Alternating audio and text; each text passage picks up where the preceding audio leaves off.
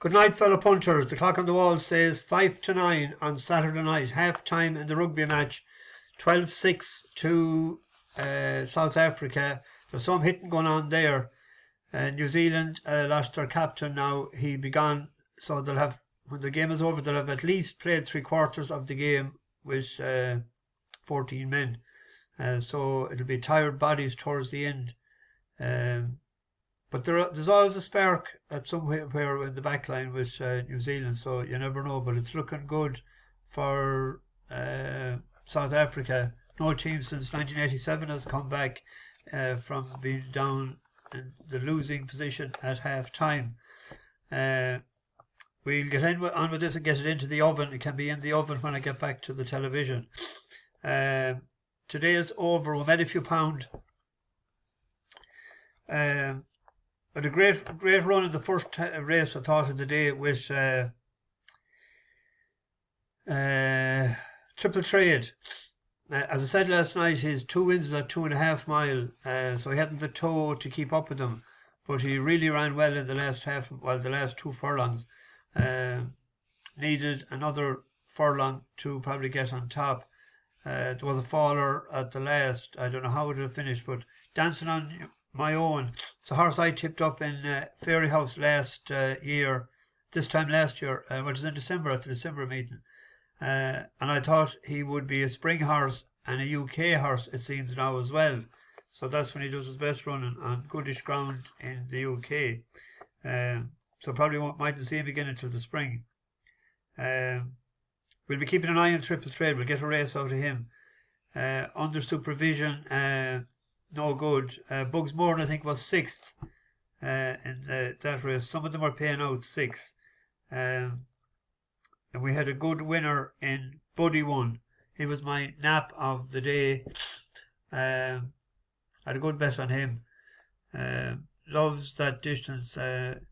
He actually, that's his first handicap to win, because they put him in a graded race when he was second to Safleur, and finishing second that day. I think he was up like £20 or something.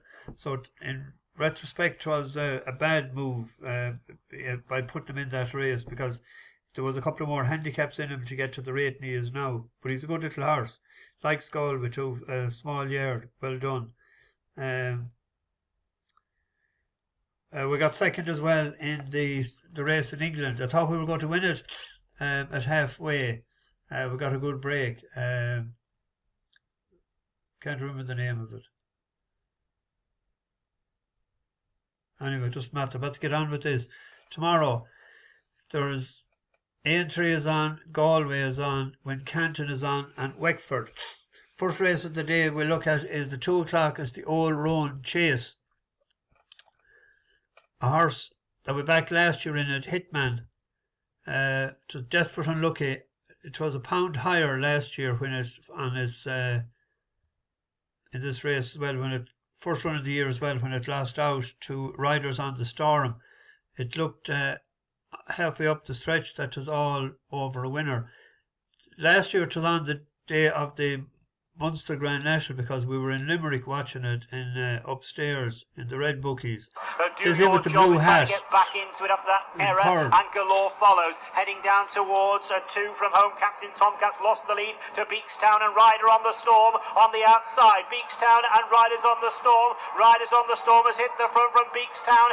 Hitman is just in behind them. Galore trying to stay on and then Do Your Job, and Captain Tomcat, and they're racing down towards the final fence, and it's Riders on the Storm in front by a couple of lengths to Beakstown. Hitman, the top weight, stays on. Galore is just in behind them. Riders on the Storm just in front of Hitman. Hitman is coming at Riders on the Storm. Riders on the Storm, Brian Hughes, Hitman and Harry Cobden. Hitman is alongside. Galore's back in third. Riders on the Storm and Hitman. Riders on the Storm holds on.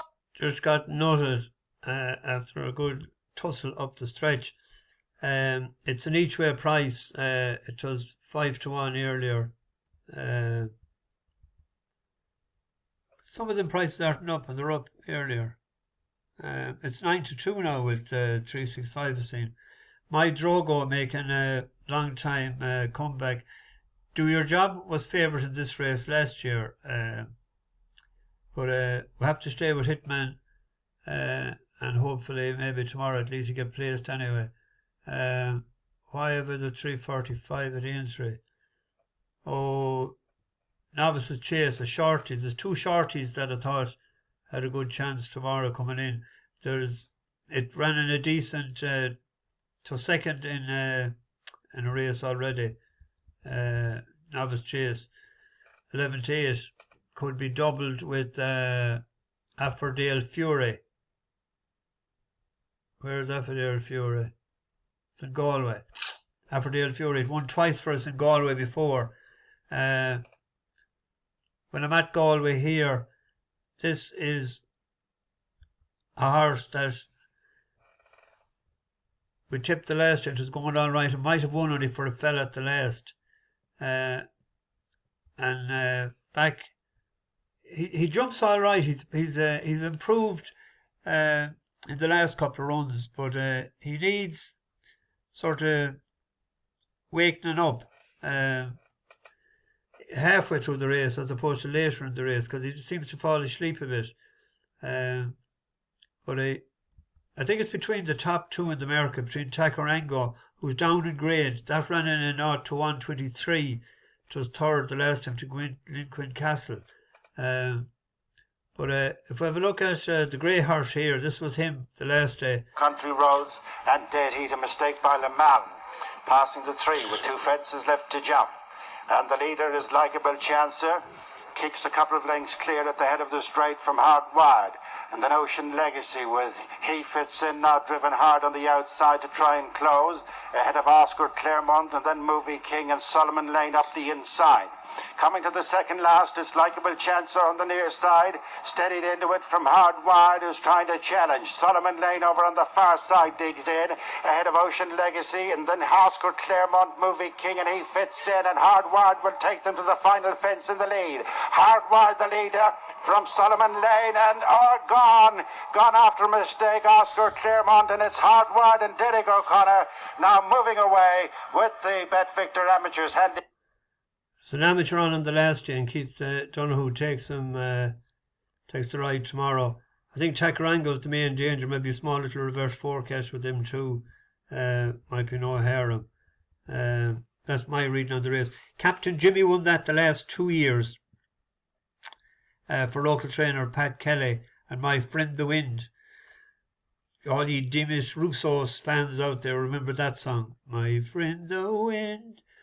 He was second in this last year for the McNamara stable.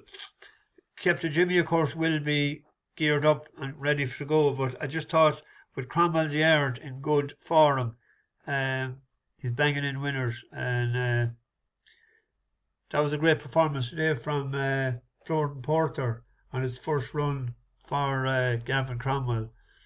Not his first run, what am I thinking of? First run this year. What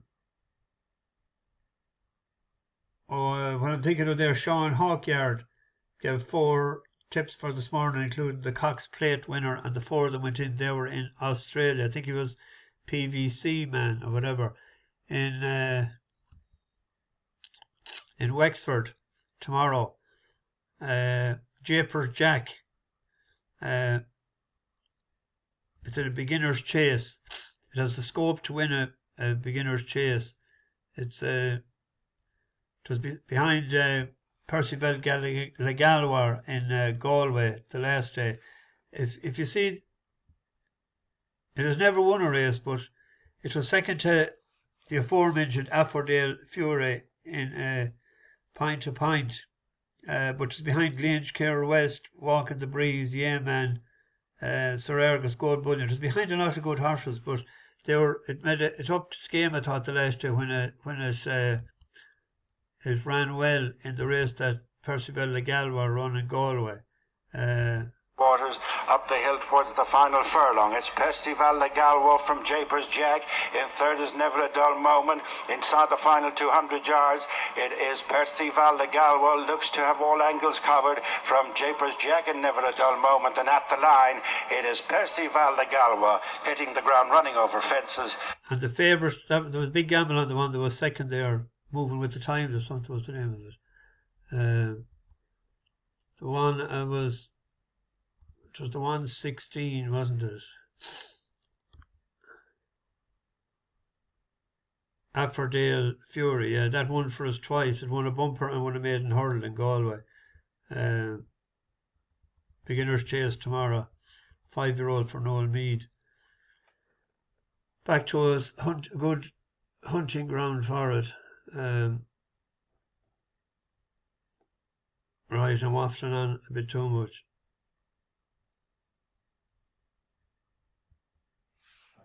I got sidetracked there. I was saying Florida Porter, very good performance today, and he drifted out in price because the ground it was raining over there because he's better on good ground. But apart from a sloppy jump at the last, he was good. But 8 turning 9, you wouldn't be looking at him on the stats anyway as a likely Brown Advisory winner. But we'll have to see what the two behind will do in the future. They may turn out to be middling or only middling. But we'll get this in Dublin and we'll get back for the second half of the rugby. Not sure what's going to happen tomorrow night. I'll add to this for Monday if I get sidetracked tomorrow night. So in the meantime, bash the bookies, over and out.